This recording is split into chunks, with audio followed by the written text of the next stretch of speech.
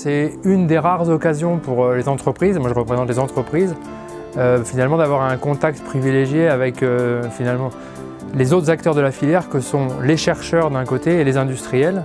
Et donc c'est le carrefour un petit peu pour rendre les choses concrètes, j'allais dire, faire en sorte que les labos parlent au chantier et que le chantier se rende compte de ce qui se passe dans les labos.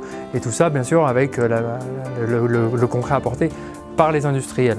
Et j'y vois aussi de manière plus globale un deuxième avantage, c'est pour la filière béton cette fois-ci, dont les entreprises sont partie prenante, une filière dont on sait aujourd'hui qu'elle est un petit peu chahutée dans l'opinion publique et dont on a du mal à dire qu'elle se projette vers l'avenir. Et ça, je trouve que c'est typiquement le bon type de réunion, de rendez-vous pour montrer que c'est une filière dynamique qui est présente sur tous les plans, et on en a parlé beaucoup, mais qui est déjà très impliquée dans notamment la maquette numérique, le BIM, et l'économie circulaire, qui doivent être les deux piliers, à mon sens, de développement de la filière, et les entreprises là-dedans seront partie prenante, mais c'est bien qu'elles sachent ce qui se passe dans les labos.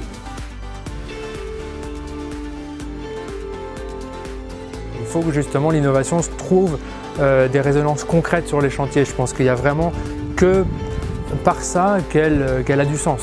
Sinon, effectivement, l'innovation qui reste cantonnée dans ces labos ou dans dans les cartons des industriels, elle ne sert à rien. Et pour ça, il faut une coproduction, il faut une co-innovation, il faut le partage des idées. Il n'y a pas 50 solutions, il faut des rendez-vous comme ça pour le permettre.